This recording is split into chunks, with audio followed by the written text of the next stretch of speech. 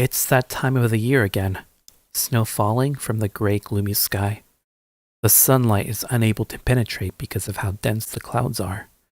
Makes you think it's the late evening when in fact it's an hour past noon. My nose starts running for the 12th time today. I'm sick of feeling like a walking corpse, barely managing to stay warm even with 5 layers of clothing. But regardless of how miserable I might feel, I need to drag myself to the doctor to check how bad I am. I'm low-key hoping that it's bad enough that the doctor urges me to stay in bed for at least a week. At least long enough to where I could finish up watching my favorite seasonal anime under a warm, comfortable blanket. That's the goal, at least. Few moments later, I arrived at the clinic where I was attended by a fairly young social worker. She gave me forms to fill out. I blanked on a few questions, but got the basic information needed to say I was finished.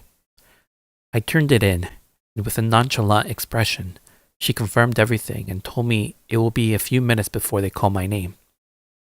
I spent the time looking around the waiting room. Unsurprisingly, I wasn't the only sick patient. Looks like a few people are also in a similar state. I felt sympathy, especially to the older folk who are probably suffering a bit more than I was. Suddenly, my name was called and I swiftly made my way to the door. On the other side of the door was a young woman with a long jet black hair reaching down to her waist. You could tell she was the doctor just by how she carried herself with a clipboard in hand. She had a warm, gentle smile radiating from her face. I was in a daze by her beauty, but quickly snapped out of it once she asked if I was ready. She instructed me to follow her into her private room. As we entered the room, her gentle, soothing voice then instructed me to take a seat on a cushioned chair. She proceeded to ask me questions about my health and history. I answered bluntly while she took notes of my responses. Out of the blue, she started asking me about my personal life. She asked questions like, "Do you have a girlfriend?" or "How's school?" I guess small talk is her way to open up patients about how they feel. At first, I was hesitant to answer, but noticed it wasn't just one-sided. She also started talking about her own life. She went into her love life. I guess as a way to relate to my current relationship status as a single guy. I started to feel a bit more comfortable with her, which she took notice of. It helped that she genuinely looked interested in what I had to say.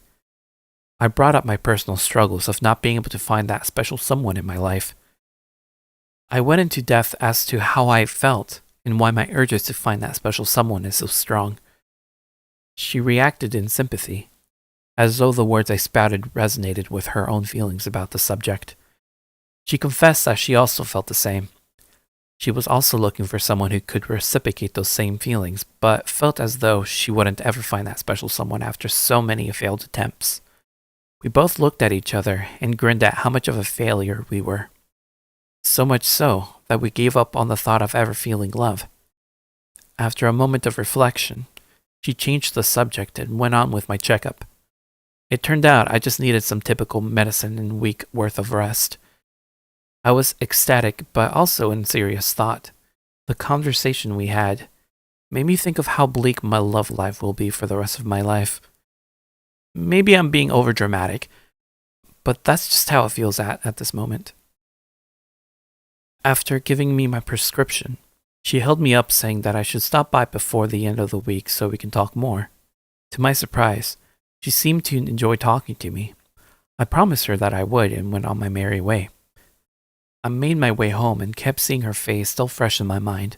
For some reason, I just couldn't get her out of my head. I felt a small tug in my chest. It's given me the urge to go back to see her again. And so with conviction in my heart, I promised myself I would stop by the day after tomorrow. Tomorrow comes, and I received a text message from a random number saying good morning. I was suspicious considering I didn't give away my phone number just to anyone. Who could have gotten it? Did I sign up to some website that I forgot about and my information got leaked? That can't be it. A follow-up message stating that it was a doctor who attended me yesterday. I couldn't believe it. She sent me a message. But how did she get my number? I received another follow-up message asking how I was feeling. I disregarded my question and answered that I was feeling weak and was laying in bed. She replied with the typical advice about how I should eat plenty of soup and drink my prescribed medicine. I responded with a sarcastic affirmation. She then changed the conversation to a more casual one by asking other questions like, did I get any homework? And did I have anyone I liked at school? It was actually nice to actually be receiving messages from someone since I didn't get many to begin with. We both casually talked about all sorts of things, so much so that we started to joke around about uncanny things. It started to feel like the gap between us has grown closer and closer. After some time of having a fond conversation, she brought up the topic of visiting her again. I was perplexed, but she insisted since she was my doctor and wanted to make sure I was feeling better. I agreed, and we set up a time and date when my appointment would happen. Funny enough, I already had plans to see her again. A few days passed, and the day of the appointment arrived.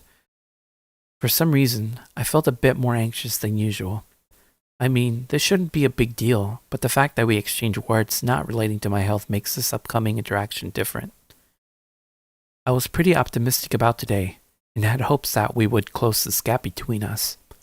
I made sure to dress nicely, and added a light dab of cologne to make my scent more pleasant. I tried to remember what her scent was, but it was difficult to recall since it's been a while, but I'm sure it smelled nice.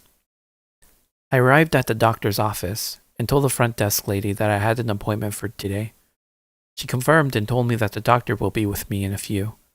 I sat down patiently and looked around the office, my fingers just twirling with each other and my right feet anxiously tapping a bit fast. It was obvious that I was nervous, not because I'm afraid of going to the doctor, but to see her again. I'm sure the other people in the room wouldn't have guessed. After a few minutes, I hear my name being called from the door, and I see her face leaning out with a gentle smile. My heart started beating rapidly. I was in awe at how beautiful she was at this moment. I heard my name being called again. I quickly snapped out of it and stood up at attention. I awkwardly walked towards her with complete silence. She told me not to feel so nervous and that I should relax. It was kind of hard to do that after our previous conversation, but she was right. We arrived at her room, the same room I visited earlier this week. This time, it felt different. I wasn't sure what it was, but something was definitely different. I can only assume it's because we're a bit closer now, but I couldn't put my finger on it. She told me to lay down on the cushioned table since she's going to do a checkup on me. I figured we would initiate some small talk or something, but it was as though nothing had happened between us. I wasn't sure what to say, but to follow her lead and pretend as though we never talked before. She grinned as she finished analyzing my body for any irregularities. She told me that everything seemed fine, but to make sure, she needs to extract some blood from my system to confirm. I didn't think twice about it, but the thought of being poked by a needle made me kind of queasy. She said that it would be fine, and I wouldn't feel it, but I feel like that's something every doctor says to calm a patient's nerves. Out of her drawer, she pulls a needle with some kind of liquid inside it. As she taps the tip of the needle, she claims that this will make me feel numb to the other needle she'll be using to draw out my blood. I wasn't sure what to say, but just accepted that this is for the best, so I just nodded. She slowly pierced the needle through my skin and injected the mysterious substance into my blood. She smiled and said I'll be okay from here on out. I have no idea what she meant by that, so I brushed it off. My vision started to look blurry as I lay down. I tried to say something, but no words came out. She smiled and told me she'll be right back.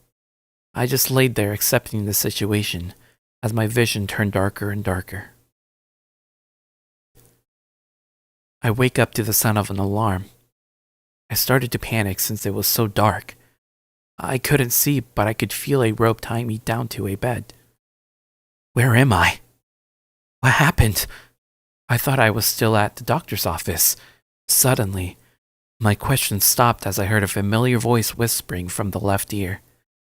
She said, "Everything was just as planned. You'll be my personal patient forever." What's going to happen to me?